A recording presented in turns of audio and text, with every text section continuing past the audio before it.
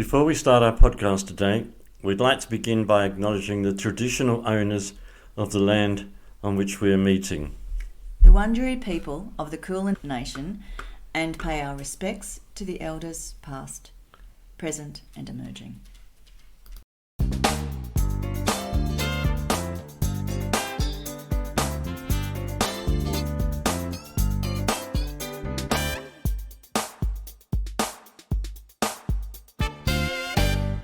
Or I could just say something like, "Whoa, this is scary," and run off down the road.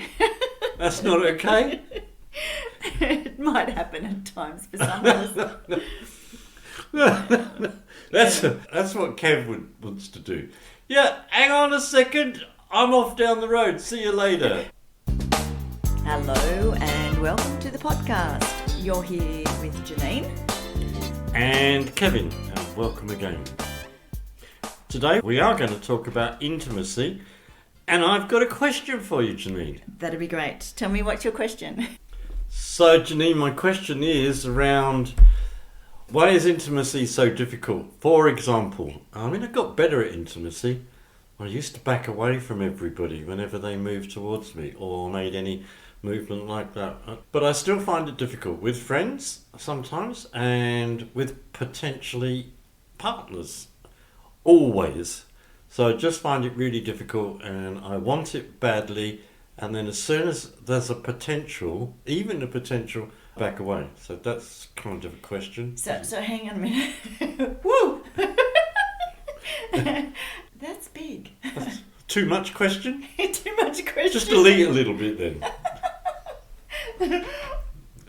You've given me all this stuff to talk about it. Yeah. But I'm like, ha!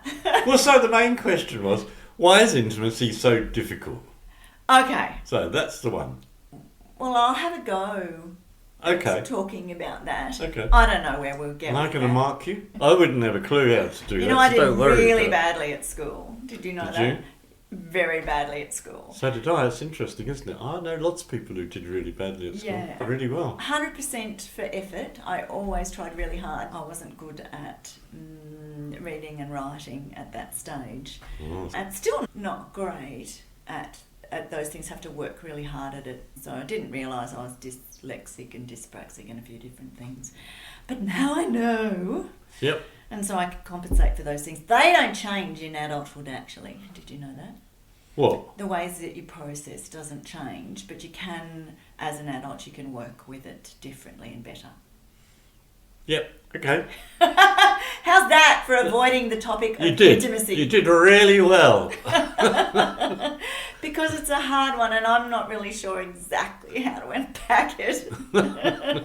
Let's just start a little bit. Okay. Well, just give me something specific around what is it about intimacy that feels Terrifying. Yeah, terrifying. Yeah. I don't know. I hate doing this, saying this, but it goes back to the same old thing, like I'm going to get hurt, I'm going to get rejected, that's both of those are not good, but they're not too, but then finally, I'm going to get abandoned. Yeah. So. Yeah. Well, most people don't know I use that. all sorts of things to cover it up. Yeah, Oh, so this is really difficult and embarrassing. Hang on a minute, Kevin. Before we run away again. Okay. It's a hard topic. So I just want to go with it slow. Is that okay? Okay, slow. Yeah. Because you're clear that the reasons that intimacy is so difficult is because that you feel abandoned and you feel hurt and you may feel rejected, those sorts of things. Yeah. Right? Most people don't know that. They just don't do it at intimacy well, or they back off, or they avoid. Why? For those reasons. Oh, okay, but they're not conscious of They're why not they conscious of it. Yeah. Okay. So you're ahead in that way. Yay, Yay! me! Yeah, it doesn't feel like it. Oh, I know. Yeah. Anyway, But once you know those parts, then you can recover, look after, heal, and you can soothe yourself around those sorts of things. Yeah. Slowly and over time, and that takes some learning. But anyway, yeah. Some of it's got to do with is how do you be close to someone and safe? Oh, okay. Yeah. Yeah. That sounds good. So, for example, if there's been trauma or difficult times or lots of rejection or significant grief when you're close to someone, then what happens is all those skills of survival are highlighted, or they become necessary around being close to someone, right? Mm-hmm. So if you've survived being critical to yourself, then let's say I come up to be close to you, and what happens for you?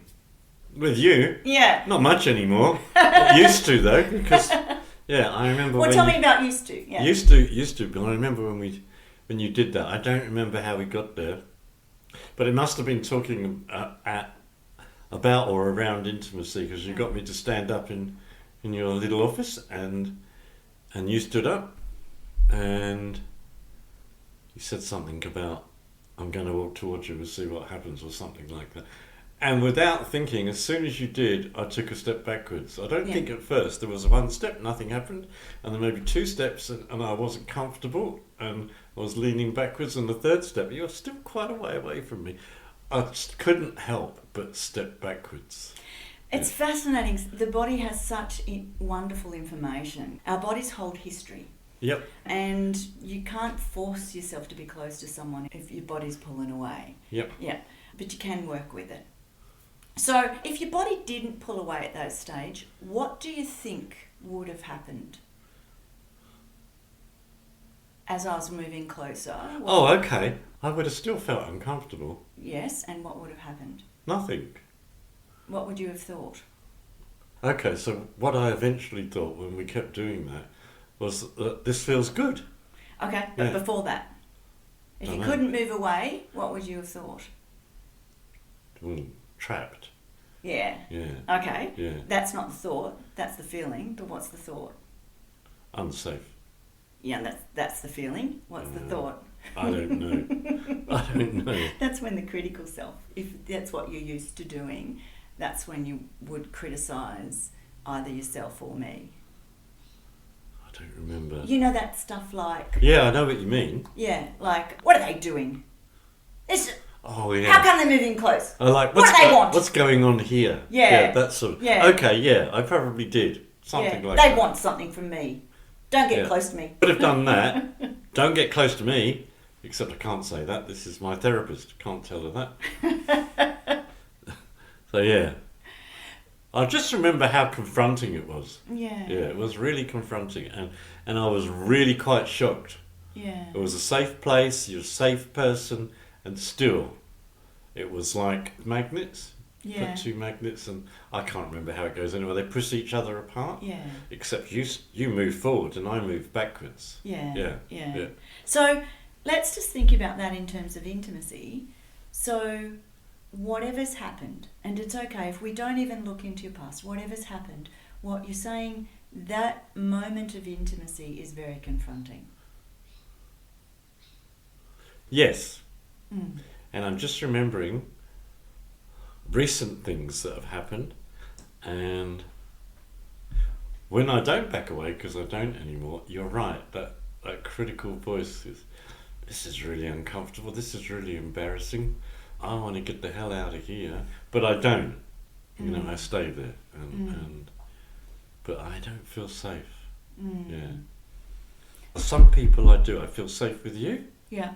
I feel safe with maybe one or two friends, and particularly I feel safe with my daughter and my grandchildren. Yeah. Yeah. That's about it. Yeah.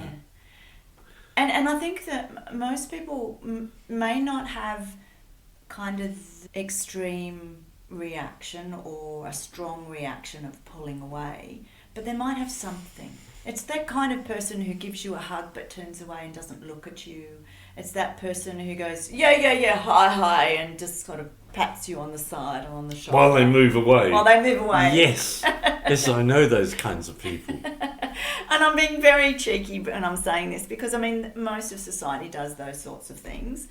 But with those that you are supposedly close to, or with some, still those sorts of things can happen. And that closeness can be rather confronting. So when we think about intimacy, this is worth thinking about. what do you actually mean? I mean, we're talking about closeness of body. What else is intimacy when you think about it? Well, I was thinking about what you were just saying, and I'm reminded of this guy, big guy, Yeah. like, well over 6 foot and huge frame, and I don't see him much anymore. But every time I met him, which was, maybe once, twice a week, he would just grab me in this huge hug. And I told him, this is my favourite hug. And so he'd make a point of it. And he'd say, it's my favourite hug too. And he just wouldn't let me go. And I felt so safe there. It was so good. Oh, He was a young guy, much younger than me. And that sounds incredibly healing. yeah, it was. I mean, I'm lucky. I've got a couple of friends and a lot of people who, because of Narcotics Anonymous, I've got a lot of people that I see and hold out my hand to shake their hand when I meet them, and they just brush it aside and give me a hug. And 99.9% of that's really good. Yeah, you asked me a question and I didn't answer. No, you didn't. What we're actually talking about when we're talking about intimacy now is we're actually talking about being close to someone with your body, but also being close and being fully yourself. And I think that that's not easy to do, and that's hard, and you do need to feel safe, emotionally safe, if you're going to be fully yourself and close to someone. How has it changed for me? So I must have been close to the 2 partners that I've had, long-term partners. Not necessarily. Well, okay, that's true as well. Levels of closeness. I know that with one of them we had a way of handling this, and Yeah. it was brought up by her, and it said it served us. We would talk about everything. That was how we did things. Okay. Everything we did during the day, everything that we were thinking about each other, and that's how we kept our relationship going and moved it forward. Okay, that sounds like a lovely part of that relationship. It was good. I can't claim any benefit for starting it, but we did that. And interestingly enough, it started to fall apart when we both stopped doing that. So so that was the glue to that relationship. And that critical voice of mine says, well, there you go, you did it once, so how come you can't do it again? But you're right, it's because this is different. What I'm wanting is different. And the other thing is, if you've got a bullying part of self, it is likely to bully yourself and the other person. And I guess we touched on this last time in the last podcast around that if the person's not close to you, it's like, why aren't you close? Why won't you move closer to me? Yeah. What's your problem? And it's kind of that, as well as, what do I smell? Yeah. And it's kind of that kind of critical thing that happens to me and to you when you're all judgy and shiz, which isn't good. And as soon as they do come closer to me, I go, what's going on here? Why don't you go away? It's uncomfortable. Yeah. So it's still that critical Yeah, voice. it's just the other side. It's not so loud anymore, but it's there. The other thing I'm going to say around bullying, which I just thought of, is that you can't bully your body to be close and safe to someone. No. Because that's a double whammy. It doesn't work. Yeah, it doesn't. Because if you're being aggressive to yourself to get close, relax, calm down. So it really shows up. Like, intimacy isn't about sex, which a lot of men are led to believe that it is, but it isn't. I've had a fairly long relationship with somebody, and we agreed that that's what it was about, and that was quite easy to manage because actually it wasn't about intimacy. It was just a physical thing that we did, and we didn't do much else. Maybe go to a restaurant or something, whatever. That was all we did, and that wasn't intimacy. Therefore, I was able to handle it. Now, what I'm looking for is something different. Yeah. And I'm looking for that in a partner. I'm looking for that in my friendships, in all my relationships, in fact. Yeah. Yeah. What you're talking about is closeness and safety. Yeah. And often the interesting thing is safety is something that we give ourselves. Not something that comes from somebody else. Yeah, that's right. Yeah. So I can feel safe and close if I've got clear boundaries, because then I can get close to you, and if I'm uncomfortable, I can choose to move away, or I can choose to address what's happening. So then I look after my own safety, and that's a whole other skill. Intimacy is often thought of as sexual relationship, but that's one aspect of it, and it's not part of all relationships. It still is affected by how you are close to someone and close and safe.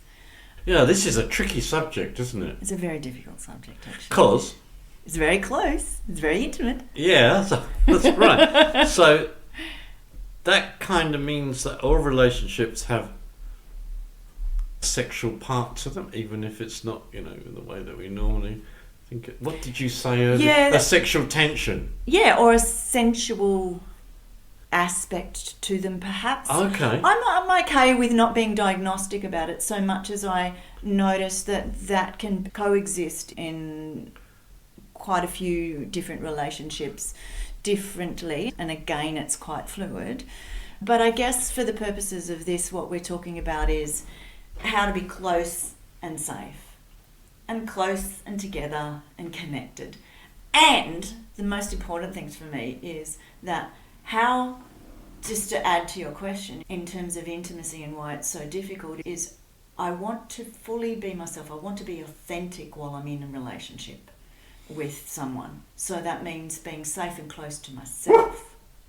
And Ash has got something to say about it. Well done, Asha.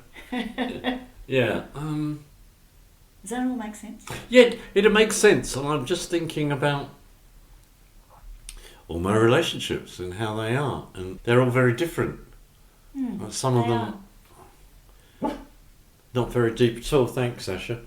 And some of them really gripping. What do you mean, gripping? Intense, is that the right word? Okay, is good intense or uncomfortable intense?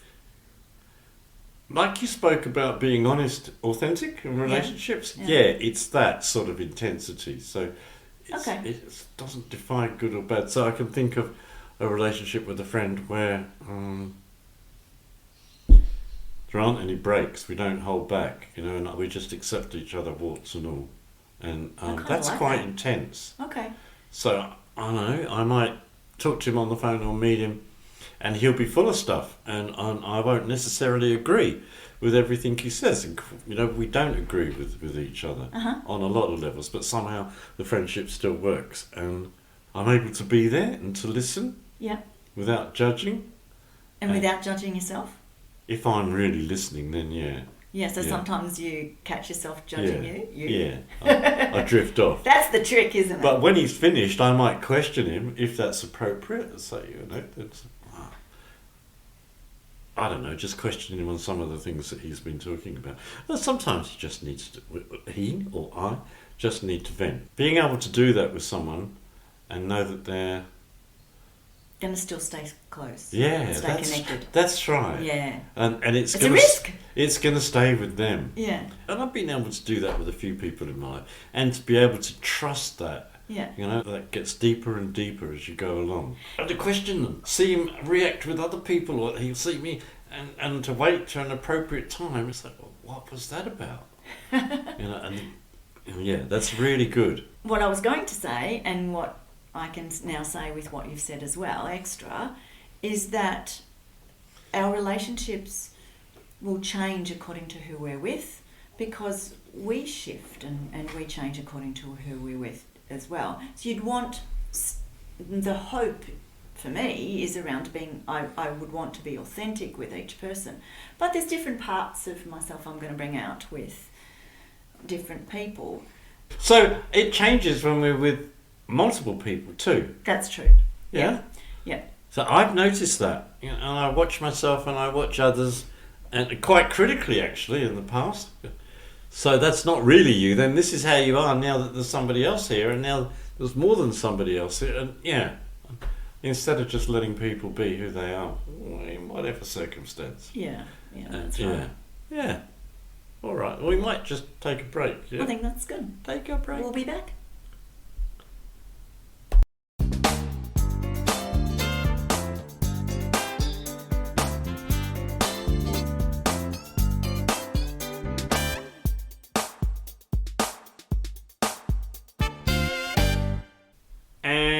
we're back again, and we're having a little Asher Problem. problem. I was going to not say problem, I'm not sure what it is. But anyway, she certainly wants to be part of today and close to both of us, and she keeps saying hello to me and then saying hello to Janine, and now she's decided to just lay down. But yeah. But she's been a bit demanding because she didn't have her dinner last night. Because the reason she didn't have her dinner is because she wanted chicken in it, and we didn't have any chicken. And so now the spoilt little thing is having a tanty and is getting up close and personal, too intimate for my liking. And so she's putting demands on me, but I'm going, nah. But I quite like it. But anyway, she gets told off and I allow her to get that close. Yeah.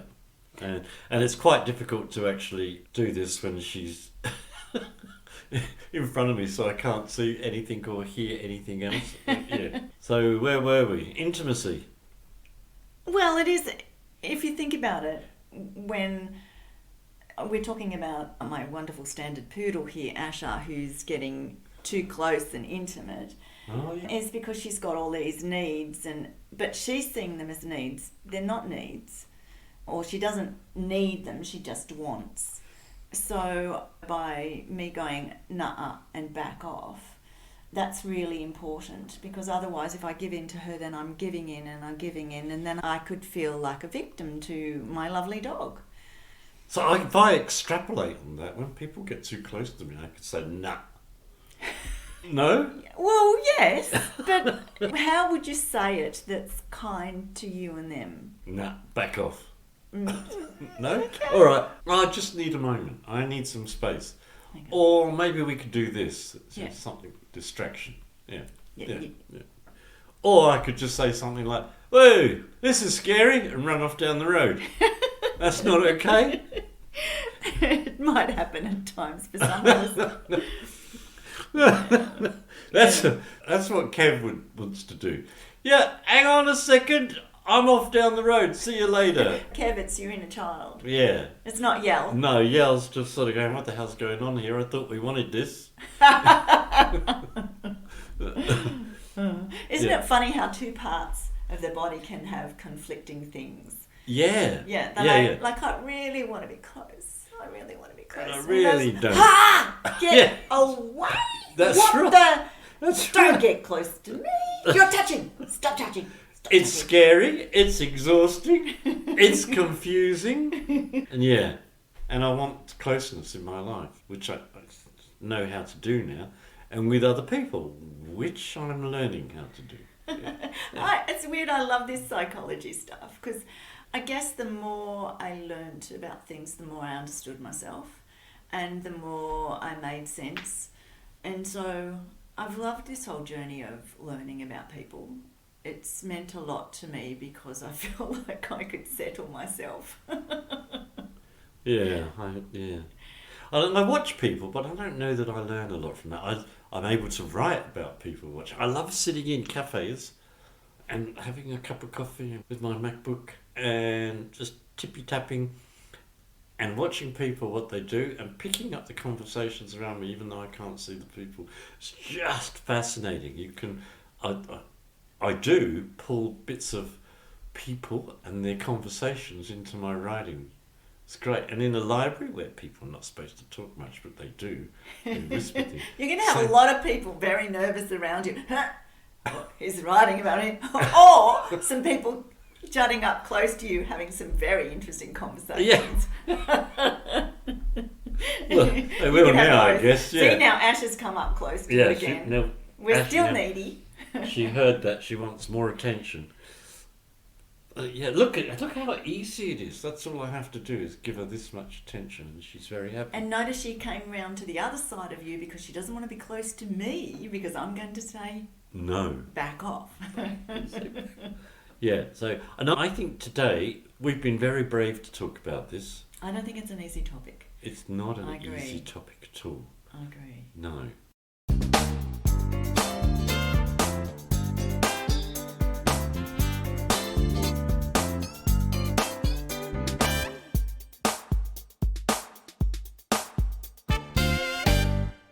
You talked about observing people, Yeah. and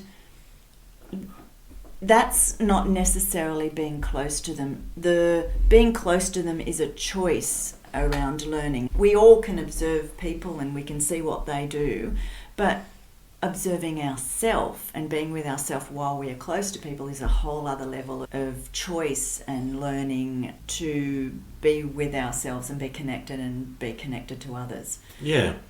Yeah, I agree. Observing somebody, and I'm writing, observing people and observing groups of people just gives me some information. More stuff that I can possibly use in my book. Oh, it's a great level of skill as well. But absolutely. It tells me nothing about me. Yeah. Yeah. I might tell you some things Could and your tell me. observations. It might even show you where you're all judgy. It might even show me how I keep a distance as well. Okay, I think so. I used to take drugs, stopped doing that. So suddenly everything's really raw. I used to smoke, didn't do the same as taking drugs. Looking back, it was like a smoke screen. Yeah. I still do things like I read too much. I'm not sure if that's okay or not, but I can use the reading to take me away from life. Yeah. And writing, I can never write too much. That's okay. Okay. I don't know how that works. Anyway. But what I'm loving again is, as you're talking about these things, and these are general healthy things to do, is again, it's the relationship to them and that you have with them that's the significant thing. So with all things, they can be healthy or detrimental depending on how we use them, like sport and exercise, healthy eating, name some other things that can be, like you said, like reading or... Yep. Some of them are obvious, like watching Netflix. Yeah. Okay. So and like there's some things that are going to be healthy and good for you, and all those things also can be in excess or can fill up spaces or can be used in unhealthy ways as well. It just depends what's our choice, and that beautiful skill of listening to ourselves and going, okay, what do I need to do here? And also to notice, this is a hard day and this is okay. If this is not going to do harm to me or others, then this is okay today. We've just gone through all of this, close to the end, and I can still feel inside me that critical voice going, yeah, what are you doing this for? There's no need to do this. Everybody except you knows how to do this. It's like, yeah, okay. What are you doing what for? Intimacy. But, yeah, okay. Nice to hear you again. Stand in the corner. Well, we get on with it. Yeah. Are you saying that as we're talking about it, it's quite threatening? It's difficult and, threatening. Yeah. And dangerous. Yeah. Yeah. I think it's far more scary than people want to admit or acknowledge. And people will often say, oh no, it's fine, I have no problems being close to people. And then if we start asking questions around how do you be close, and do you reveal secrets about yourself, and do you actually feel like you're absolutely yourself, and can you talk about your past, and can you bring up what's happening with your child or your partner, then we start to find out some other information, and then they start to be with themselves and go, yeah. And I mean, as I'm saying that, I hope that I'm asking myself the same questions. Yeah. Because I want to be authentic as I'm, talking about this with you, Kevin, and with the listeners out there as well. I was just thinking about that just before we started this. We were having a conversation about feedback for our podcast. So I guess, I'd really like some feedback about this particular podcast. Okay. I don't know how you give us feedback because we're not there yet. It looks like there aren't many ways for you to do it. We'll work on it then. Yeah, we'll work on it. Yeah. Hope you all stay well, and hope you found this topic interesting. We've had a small conversation around intimacy, closeness, togetherness, some of the skills involved in being close. Yep. And we'll talk some more about it. Take care until next time, next week. Thanks for listening. And this was difficult, and we'll see you soon. Bye. Bye.